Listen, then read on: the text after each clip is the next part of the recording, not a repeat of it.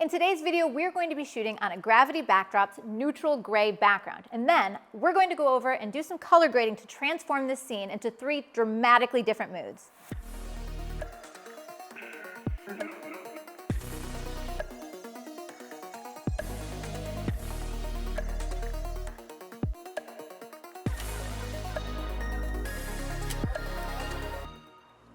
Hey everybody, Lindsay Adler here, and one of the most important things of a shoot is making sure all of the elements work together. I'm talking about all of it: the hair, the makeup, the wardrobe, the background. And so it all begins with knowing your concept. What are you trying to achieve in a shoot? And so today I want to show you how I can bring the elements together and then make a little bit of a change in post-processing to help me achieve whatever that mood is, whatever that concept is. All right, so for today's image, I want to do something timeless, classic, elegant, and this is a concept that you'll see over and over again in my work. The background that you see here is a gravity backdrop's strong texture, extra large background. Now I have many, more than a dozen different gravity backdrops, and the reason is I like to be able to choose the right tool for the job. Sometimes I want something with a distressed texture, sometimes I want something more subtle, sometimes I want a brighter color, but this is a background that I use all the time. The reason I like it is the extra large gives me a lot of space to work with, especially if a subject is moving in a dress.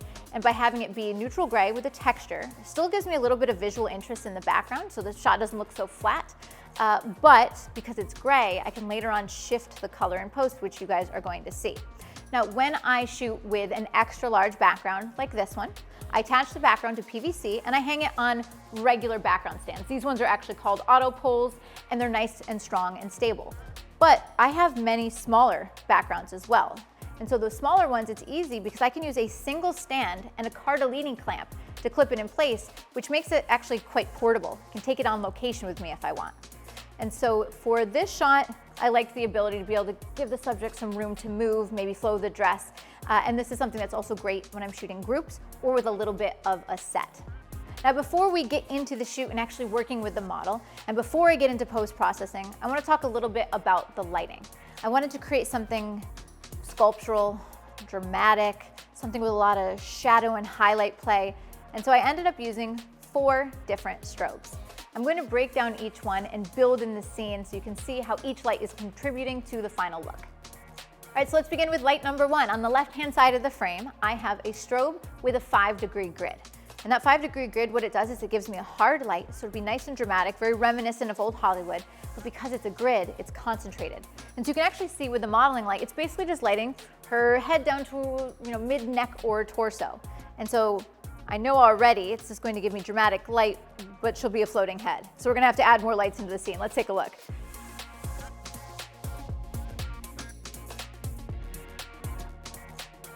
So I like the drama and contrast that this is giving me.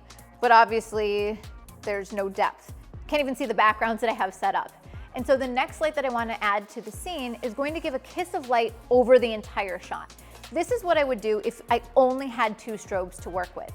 You can see to the back right of the frame, elevated up, I have a medium umbrella with diffusion. It is pointed back towards the subject, which is going to give it a little bit of a glow around her like a hair light. So I'm going to turn that on now.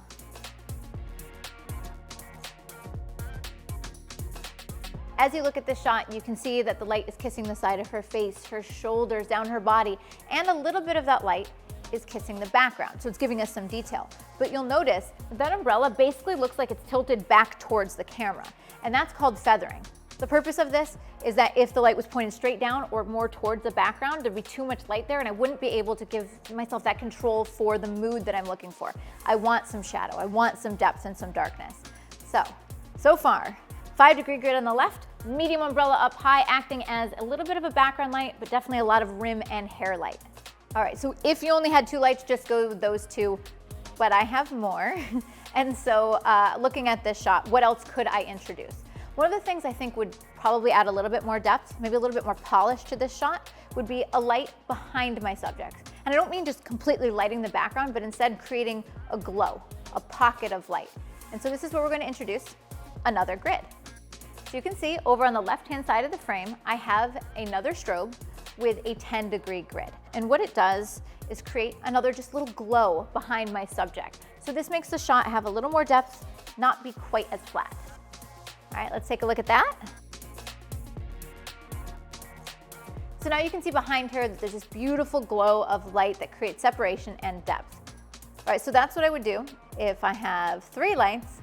But what happens if I have 4? Okay, so if I added another strobe, the only thing I'm looking at that I think is lacking is that she's wearing a dress with this nice sparkly detail, and you don't see that in the shot. And the reason is there's no light from the front. There's nothing to reflect off of those sparkles, off of those sequins.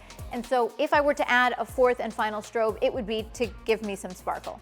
And so what I'm going to do is over here to the right-hand side of the frame, I'm going to add another medium umbrella with diffusion and just have it low power, not because I'm trying to fill in the shadows, but instead I'm just trying to get some reflections and more detail off the dress. So it depends. Are you going more for mood, or do you actually want to showcase some of the fashion in the image?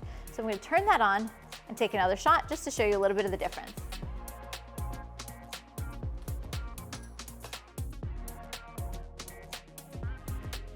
So now you can see that there's a lot more sparkle and glam to the dress. And so I like what we're working with here. And as you know, we're going to make it that much better in post-processing. But of course, I have to get the shot. And so I'm going to work with the model to get something timeless and elegant and dramatic. And as I capture these images, I'm going to be shooting with the Canon R5 and the Canon RF 24-105. This is my go-to camera and lens combo when I am in the studio, especially for fashion. Now, another thing I want you to notice is that I started with my concept. I wanted something old Hollywood and glamorous, and so I've got that with the hair, the makeup, the background, the lighting, and now I need to get it with the expression and the posing. Okay, you ready?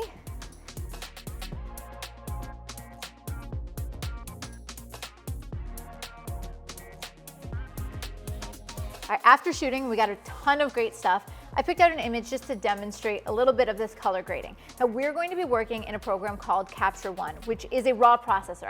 I can work with the raw file in order to shift the colors and the hues and the exposure and all of that. But if you don't know Capture One, you're unfamiliar with it, no problem. All of the concepts I'm going to show you here are going to be the exact same that would be applied for a program like Lightroom or Adobe Camera Raw. All right, so this looks beautiful. This is straight out of camera, no adjustments, already looks great. But it's neutral. And what happens if I look at this shot and then afterwards I think, you know, I love the warmth of her hair and I want to play off of that and I want the image to be a lot warmer. Well, I can work in color grading in order to warm up that background and warm up the scene. So I want to show you a couple of the things I would do. So first of all, I'm going to create a variant, which is basically a virtual copy of this. Then what I'm going to do is warm up the white balance. So this is if I were changing my preset to cloudy or shade, but I'm actually going to push it even further. So I'm going to warm this way up. I'm going to go to, let's say, like around 9,000 Kelvin. And when I do so, sometimes it becomes a little bit too warm. And so to neutralize the skin tone, I'm just going to back off on the saturation a bit. And so already comparing those two shots, this was straight out of camera, and this is with just that warmer white balance and a little bit of desaturation, it is already looking much warmer of a shot. This is what I would say you would do if you want it to be warm but subtle, but I don't often do subtle. So let me just show you a little bit more extreme. I'm going to create another variant, same thing. But this time I am going to do more of actual color grading where I add some more color to the shadows, midtones, and highlights. And so this depends on whether you're in Lightroom or Adobe Camera Raw or if you're in Capture One, but you're basically looking for these color wheels. And it's going to allow you to select where color is in the picture. And so you can already see here in the color balance on the left-hand side, you can see that I can pick the shadows, midtones, and highlights. And then I can drag this little dot and introduce a color on that color wheel into shadows, midtones, or highlights. So for example, if I'm trying to go warm here, let's add more yellow to the highlights. Maybe the midtones, I go a little bit more orange. Maybe the shadows, I do a little bit more, let's say a red-orange. And so just to compare, here's straight out of camera, here's just a little bit warmer white balance, and this is with my color grade. So it's looking really warm and really glamorous. So this is one, but really I've actually shown you a couple of ways to process this file. But of course you can go the opposite, you can go cold. So let me create another copy, another variant, and let's do the exact same thing, but cool everything down. So let's grab a cooler white balance. And I'm going to go to the point where her skin doesn't look blue, but it's basically lost all of the color. So right now I'm at like, say this gets to like 4,200 Kelvin, like really, really cool. And then same thing, I might desaturate just a little bit. And this is giving us more of a moonlit look. So here's straight out of camera versus cooling it down a little bit. Still looks nice. But if I want to push that even further, I'm going to go over to those color wheels again. And this time, instead of adding warmth to everything, it makes sense, you would add coolness to everything. And so I can go into the shadows and maybe add a little bit of cyan, and go into the mid-tones and add some blues. And then for the highlights, I could leave them as is. I could make them cooler, or you could actually warm them up if you want the skin tones to still look a little bit natural. So I could add a little bit of yellow as well. And so here are 3 variations so far: the original, the warmer, the cooler, and then last but not least is going to be a black and white. Black and whites are so many different ways to process, but my favorite a lot of times is just converting to black and white and popping the contrast. So what we're going to do is convert it to black and white. You can see here, it's an option. I'm not making any changes. All I did is basically do the black and white conversion that the camera raw gave me.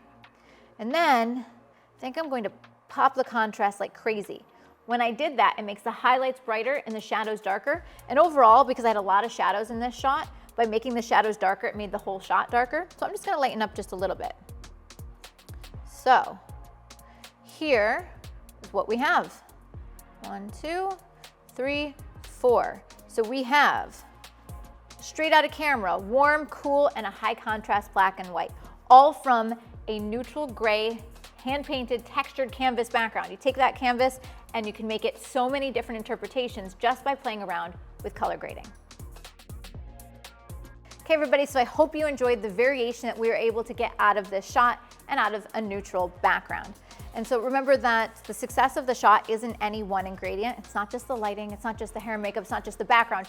It's all of those things working together. Now, by the way, if you've enjoyed this shoot and you want to see more, be sure to like and subscribe, and definitely check out some of my educational platforms. If you go to learnwithlindsay.com, I have a bunch of tutorials. I also have a monthly subscription platform where I take you behind the scenes of my shoots. An example of this is Learn with Lindsay, where every single month I pick a different theme and I shoot 6 different concepts, and you can see the lighting and the color grading like you've seen here, as well as how I built the concept and much more. So if you want to check out the backgrounds used in these images by Gravity Backdrops, be sure to check out the links in the description below. See you next time, guys.